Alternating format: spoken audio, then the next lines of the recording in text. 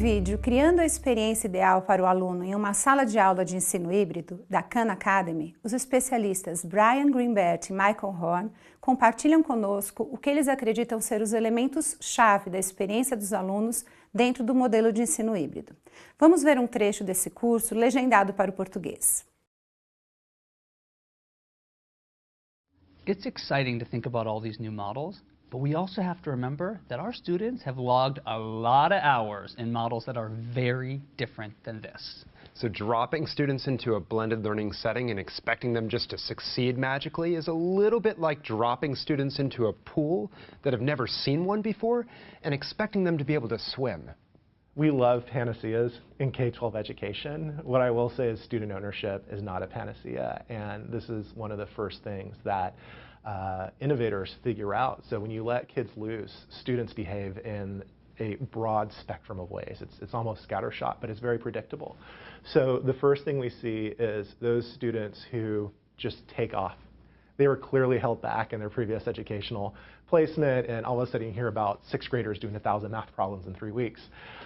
You see some set of kids who they enjoy it, but they languish at what they're good at. They do what's comfortable for them.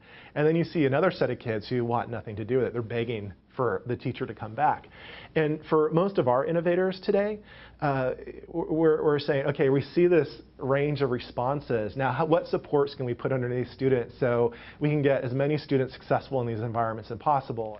So knowing this, it means that we actually have to train students very intentionally to learn how to take ownership for their learning. Summit told us a great story about this, what it looked like when one student got dropped into this setting for the very first time last year. This student was staring at his computer screen for the entire class period and literally not doing any work while everyone around him was cranking away. And the teacher said, "Be calm, he'll come around." Second day, same thing. Students stared at the screen and they said, "Be calm, we'll wait him out." It's like a game of chicken, right? By the third day, the teachers were about to break. They were getting really nervous. And towards the end of the third day, the student raised his hand. So the teacher very excitedly kind of quietly walked over, and the student looked up at the teacher and said, "I think I'm falling behind." And it was in that moment that that student really understood he was responsible for his own learning. And he had been in a system up until then that kept him progressing, whether he did any work or not. So when we think about training students to actually take over their learning, we're not talking about training them on how to use the technology systems or things like that. We'll get to that later. That's important. But what we're talking about is creating routines that they practice over and over again, systems that really help manage that transition to them owning their learning so that we can build this culture in these schools. This is learned, not intuitively known. One of the lessons we did was a what to do when you get stuck lesson. And so you can get stuck in anything, whether the wireless network goes down or whether the website won't load or whether there's just something that you're stuck on. So our teachers built a lesson around what to do when you get stuck, and students voiced, like drawing from their previous experience, strategies they've used to overcome challenges or get unstuck.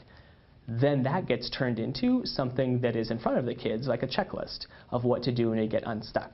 We continue to develop these as we explore new parts of our model so that kids can be empowered to develop what their checklist look like to how to get unstuck. To teach kids that they're self-directed learners, we spent a lot of time in the first 2 weeks of school just really focusing on like different learning styles, like how do you learn, what way do you learn best, like how do you note take, what are like various note-taking strategies and like what works for you and what doesn't. And does watching a video, is that easier for you, or is reading something easier for you? And so like just helping them be a lot more self-aware of like how they learn best. And I think taking that initial time for them to figure out what works helped them to become self-directed learners, which is like a work in progress, and not everyone's good at it yet. But the idea that eventually with time and with checking in with a specific teacher each week and like figuring out what their goals are, each kid like knows exactly what they should be working on and what they can work towards on a weekly basis. Having, we call them here community groups, so these times and places where students get together it's not academic time, but it's a chance to talk about these kinds of skills and let them reflect and let them discuss with each other. I think that's actually really important because I think they need to be able to take a step back and just kind of process all that information and think about how they can do better. We've mapped out a technology vision as a school for K through 4. We're saying that by 4th grade, we want our students to be using technology for social change, rather than learning how to use technology. So we backward mapped from that vision, where in 4th grade, we want them to be creating graphic art, to be communicating with students in other parts of the country, to be creating plans and communicating those to other people, to making a class publication online. We want to backwards map from that, having 3rd graders use the technology to get information, having them do research projects on what colleges they might be interested in attending one day, having them do informational research projects on animals or mammals or something that they're learning about in science. The first 2 weeks, we just practice procedures. I mean, obviously we have content within the procedures, but we really just focus on those first 2 weeks, making sure that ready, set, however many times we have to say eyes on the target, we look for 100%, and we just take those 2 weeks to do it. And some people might say, oh, well, you're not focusing on the content, but in those 2 weeks, I get my kids ready to do the 100%, and then it makes learning all the rest of the content so much easier. So those first 2 weeks are fundamental to what we do here. It's practice, practice, practice, practice, practice. Em resumo, os 4 pilares para oferecer ao aluno uma experiência ideal de ensino híbrido são, em primeiro lugar, a autonomia do aluno, possibilitar que os alunos direcionem seu aprendizado a partir do que é importante aprender.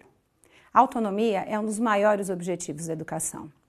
Em segundo lugar, o aprendizado personalizado. Cada aluno recebe o que precisa, no momento em que precisa. Poder atender às necessidades diferentes é uma vantagem da tecnologia.